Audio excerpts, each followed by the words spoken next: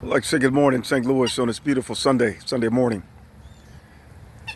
St. Louis, I'm going to go to school today. As you see, we need school. We need to get to a level in which we've not traveled before to understand that there's more to life than what we thought existed. I understand we have the scholars and those that we consider to be intellectuals, and we're listening to them to hopefully lead us into all truth. But what happens if, unfortunately, they haven't reached a level of awareness to lead us where we need to go? And if that continues to happen, nothing is going to change. Everything is going to remain the same. Darkness will literally permeate this world as it has been doing for the last thousands upon thousands of years, with nothing changing. Our young men and women are dying. We got so much going on as it relates to cancer and different types of infirmities and heart attacks and strokes, and diabetes. We must ask ourselves, why is this occurring? Why is there almost 300,000 or so young men and women going into foster care every year in this country? The question is, why is it when they get out after 18 years, the state can no longer provide, and they're out into a place in which they have not the tools and the ability to maneuver? I want to believe that we are in trouble. But the question we must begin to ask ourselves is, why are we in trouble? Why have we followed such a dangerous path for so long?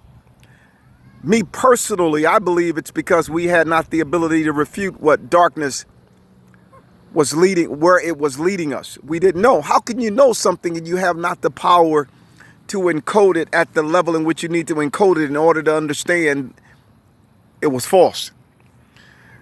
In most cases, we're dying before we reach a full developed mind. How can you reach a full developed mind? And from the time your father and mother decide to do what many like to do, and later there you are, an embryo, and subsequently you come through the fallopian tube, and you have those little hands and little feet and cute little cuddly tush, and everyone's excited. But as you get older, you begin to act a little different. As you grow older, you act even more different. Then you become subject to this wicked and evil world that's preying upon it. And unfortunately, you don't have the ability to do much about it because you're depending on your parents. However, the parents also went through the fallopian tube as that little embryo. They were depending on their parents, and also their parents went through the fallopian tube and became that embryo, or became that fetus, or became that baby. We are in trouble. We have unfortunately been following false doctrine, false religion. False. Many of you might not acknowledge and understand what I'm getting ready to share, but so be it. As they say, I'm fearless and I don't play the radio. Everything seemed to be plausible based upon your apostles and pastors and bishops and teachers and preachers. And the reason it seemed to be plausible and with somewhat validity is because you're ignorant. The blind are leading the blind. Not ignorant as you call ignorant, but you don't know that you don't know. How can you know something and you haven't reached the power to know that you didn't know? Because you're perishing from the day you enter this world. You're dying because you got a life expectancy. Back in the day, they only had a life expectancy of 40 years, 30 years.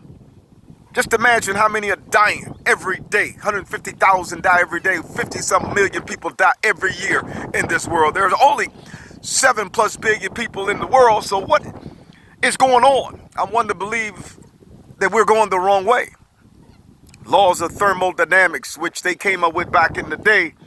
Most physicists and cosmologists and astrophysicists, those that we consider to be Nobel laureates, intellectuals, introduced us to something, and they didn't know exactly what they were introducing us to because they hadn't yet finished the course. How can you introduce me to something and you hadn't finished the course? You hadn't completely developed your mind. Once you completely develop your mind, you'll be able to warp space and time and be able to see things as they truly are. Until then, the view is distorted. And it's been distorted. That's why we subsequently came up with gasoline from coal, polluting this entire universe. electricity. You're thinking, well, I have to get to work, so I need a car, so I need to put some gas in the car, so I need to have an exhaust to kick out the pollutions, and subsequently I'm going to take in the exhausts that the gas kicked out, and that's going to cause my neurons and synapses not to fire properly. It's going to keep me in darkness, and as a result, that's how the world was formed. And subsequently, being that the vast majority of them are in darkness, we're going to have and need police officers to make sure we keep them in line. We're going to need hospitals because some of them are going to have neurological problems and cancer and different types of infirmities because their cells are literally mutating and making bad copies of themselves because they never reached the full perfected truth. We came up with all these different theories as to what is going on as it relates to the world at large, but how do we know what the truth is? The truth hasn't yet manifested itself in this dark place. And the reason it hadn't manifested itself in this dark place is because we haven't reached the level of awareness in which we need to reach in order to get to where we need to go. So I want all of you to come to the realization and understand that the time is not tomorrow, the time is today for us to get up and put in the work and do something about it. Because if we don't, everything will remain the same. And I'm one to tell you right now, I'm not playing the radio, too much at stake. So you're either with me or against me. But we're going to get it done. We have no other choice. May God continue to cover you and strengthen you and get you to understand that you are that diamond in the rough. You are that lily in the valley. You are Alpha and Omega. You are supposed to reach a level of sound where you become the sound above every sound, where you can literally create a warp drive right here on Earth.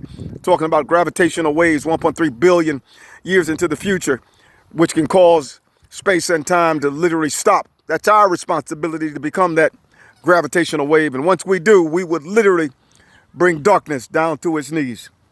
Until next time, may God continue to cover you. Also, shout out to my grandbaby Noah, grandbaby Now. Shout out to your grandbabies. Shout out to Winton and Catherine. Continue to grind in Oregon. Shout out to Zion, Gabe, and Danielle. Shout out to my oldest son, Walter. Let's put in the work. We're not taking the back seat to no one. Greater is he that's in us than he that's in this world. Till next time, remember, there's someone out here in Florida that don't play the radio, and I'll be damned if I sit back and do nothing. May God bless you all. Have a wonderful day. God bless.